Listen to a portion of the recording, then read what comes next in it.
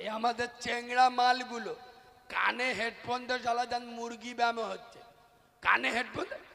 আর चारा मतो মেয়ে দেখতে বেলি হয়, दिल भी दिया है जान भी देंगे छोकी ना तेरे लिए। अरे बांदरेर बाच्चा तो दिलटा दिएছে কে?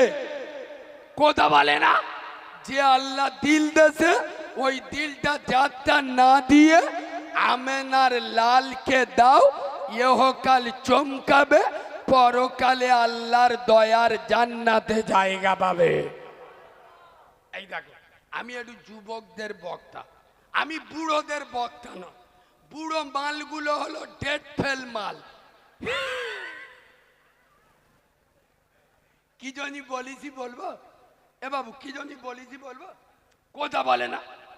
এই তোমাদের এদিকে ছোট 1 টাকার কয়েন চলে? চলে না। আমাদের ওদিকেও চলে না, আমাদের ওদিক গ্রাম অঞ্চল তো। যদি ছোট 1 টাকার কয়েন দেন কোনো দোকানে, চোখে আঙুল ঢুকে দেবে। কোথায় চলে না? আচ্ছা এক জায়গায় চলে, বলবো? আল্লাহর কি রে বাপ, মসজিদই চলে। এ বাবু বিশ্বাস করুন, আমি যখন বাড়ি থাকি না শুক্রবার, তা আমার মসজিদে নামাজ পড়তে গেলি আমার একটু অভ্যেস, আমি মসজিদের টাকা গুনতি আমার খুব ভাল লাগে। ক টাকা উঠেছে মসজিদের পয়সা গুনতি আমার খুব ভাল লাগে। আমি আজও পর্যন্ত বিশ্বাস করুন মসজিদের পেশাবখানা ধুই। কথা বলে না, মসজিদে পায়খানা সাফ করি। আচ্ছা আমার ইজ্জত কমে গেছে? আমি যদি মনে মনে করি কারিমুল্লাহ জেহাদি যেখানে যায় হাজার হাজার লোক, 20,000 বাজে, আমি পেশাব পায়খানা ধুইব? ছি ছি ছি ছি।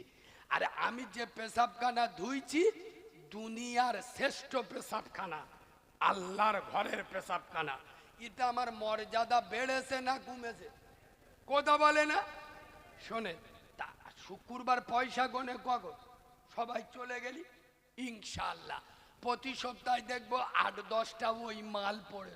এই 1 মাস আগে আমি মসজিদে বসে আছি, খুতবা চলতেছে, আমার সামনে ওই কোটো আসতেছে, একটা যুবক ছেলে আমার দেইকে ওই দুটো ছোট মাল কট কট করে দিলে, আই যাই দেখি শালা ও চোখ নীল হয়ে গেছে। বলে কালিমুল্লাহ ভাই ওরম টাকা উনি। আরে কেন?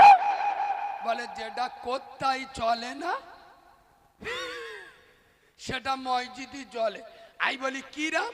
বলে এই তুমি ওয়াজ করো, যেটা কেউ পারে না সেটা পারে কে? আই বলি যা শালা, মাথা বেতার মলম নে পোঁদে বেতাই ঘষে দেশ, কাজ হবে। এই বাবু একটা বকিল লোক, বকিল গো কিপটে লোক মসজিদে বসে আস। আর ওই শুক্রবার করে আপনাদের কোটো যায় মসজিদে, একটা বকিল মাল চুপ বসে হয়েছে, বুঝলে? যেই কোটো আসতেছে ও আর চোখে দেখে নে যে কোটো আসতেছে, পকেটে হাত দে খুঁই দে, কি 2 টাকার কয়েন খুঁজতে ওর পকেটে অনেকগুলো টাকা আসতো, দুটো 500 টাকার নোট পিছনতে পড়ে গেছে। এ মাল বুঝতে পারে, এ 2 টাকার কয়েন তুলে কোটোই দিয়ে দিস। এখন পিছনের লোক দেখতে পেয়েছে ওর পকেটে দুটো 500 টাকার নোট পড়ে গেছে।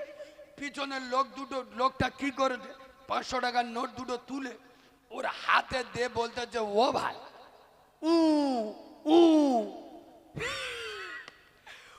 ও মনে মনে করতেছে হয়তো কোটোই দিদি বলতেছে। এ বাবু খোদবা হলি কথা বলা যায়? কথা বলে না, ওই জন্য বলতে পারছে না যে তোর পকেটে পড়ে, ইশারা করতে যাচ্ছে উ উ, তার মানে কি তোর পকেটে পড়ে গেছে। এ মনে মনে করতেছে লোকটা হেভি তো, দুটো 500 টাকার নোট কোটোই দিদি বলতেছে। ইয়ে কি করেছে, মাল দুটো নিয়ে বিসমিল্লাহ বলে কোটোই দিয়ে দে। আল্লাহর কি রে বাপ, পিছনের লোকটা চোখ হলুদ হয়ে গেছে। পিছনের লোকটা বলতেছে ও ভাই ও ভাই ও ভাই। বলে কি হয়েছে কি? বলে মাল দুটো তোমার পকেটে পড়ে গেল। ইয়ে বলে কি? বলে হ্যাঁ। ও চোখ ধোঁয়া হয়ে গে মসজিদে বেহুশ হয়ে পড়ে গে। শোনো রাধানগরের মুসলমানের বাচ্চা, আল্লাহ ছাড় দেয়, আল্লাহ ছেড়ে দেয় না। আজ মনে করছো শরীরে শক্তি আছে, নামাজ পড়বো না, বয়স হলে পড়বো। পাইপ লাইন লিক করবে, বয়স হলে মসজিদে যাওয়ার ক্ষমতা থাকবে না।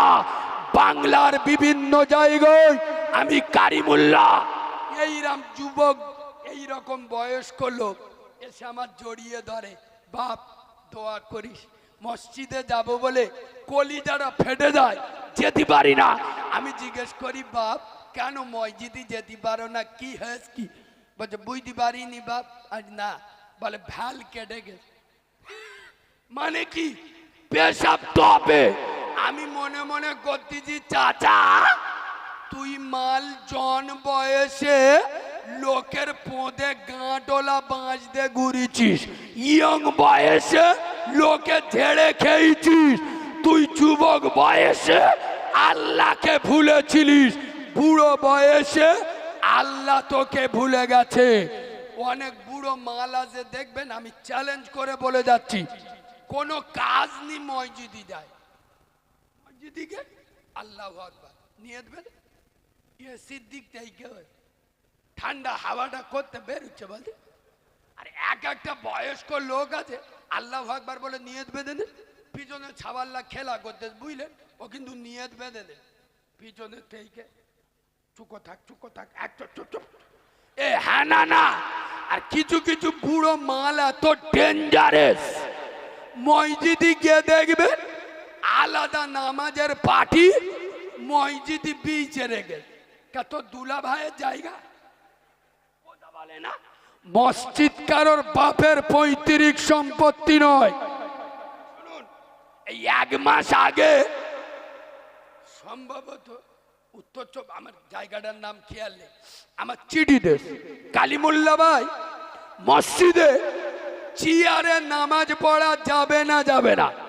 এখন আমি চিঠিটা নিয়ে ভাবতেছি আমার কাছে এ প্রশ্ন করলো কেন, কারণ আমি মাল তো বুঝতে পারছেন।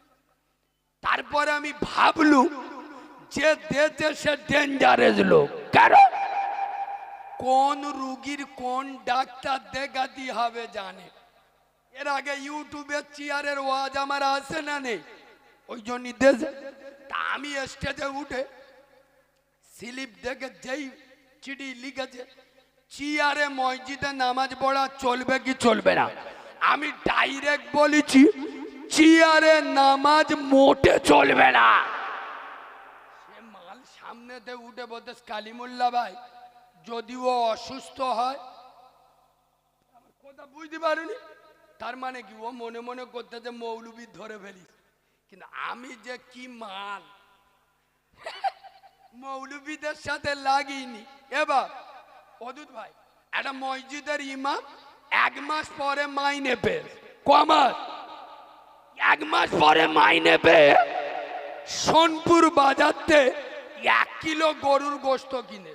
কত গরুর গোশত? তো ইমামের গা গরম হয়ে গেছে, হাত করে প্লাস্টিকে ঝুলিয়ে মোস্তানি মেরে হেঁটে হেঁটে আসতে। এখন দূর থেকে একটা কুকুর ছোলা পেতে বসে, হুজুর কাছাকাছি আসবে, গোশতটা বিসমিল্লাহ বলে চুমো খাবো। হুজুর বুঝতে পারে হুজুর গোশতটা নে, মোস্তানি মেরে হেঁটে হেঁটে আসতে, যেই কাছাকাছি এসেছে কুকুর কি করেছে গোশতটা ছোলা মেরে ধরে হুজুর তখন বলতে যে কুকুর গোশত নে যাচ্ছি নে যা, কিচ্ছু বলবুনি, যা মুখ যখন দিকেছি নে যাচ্ছি নে যা। তবে শুনেলে আমি রাধানগর জুমা মসজিদের ইমাম, তুই জানিস তো আমি রাধানগর মসজিদের ইমাম। কাল শুক্রবার সারা গ্রামের লোক নামাজ পড়তে আইবে, শোন কুকুর আমার গোশত নে যাচ্ছি নে যা, আমি কিছু বলবো। তবে শুনেলে কাল শুক্রবার পুরো গ্রামের লোকের সামনে শুধু মাইকি একবার বলে দেবো কুকুর হালাল।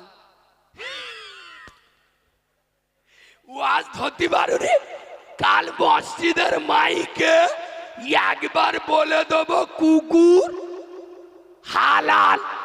ও চোখ হলুদ হয়ে গেছে, আল্লাহর কিরে বাপ, কুকুর ছুটে এসে ও হুজুর আল্লাহর কিরে, আই তো তোমার সাথে ইয়ার কি করতে আলু, তোমার গোশত তুমি ফিরিয়ে লাও। শোনো মুসলমানের বাচ্চা, যারা আলেমদের সাথে লাগো, আলেমদের উপরে মোস্তানি দাও, ইতিহাস সাক্ষী দেয়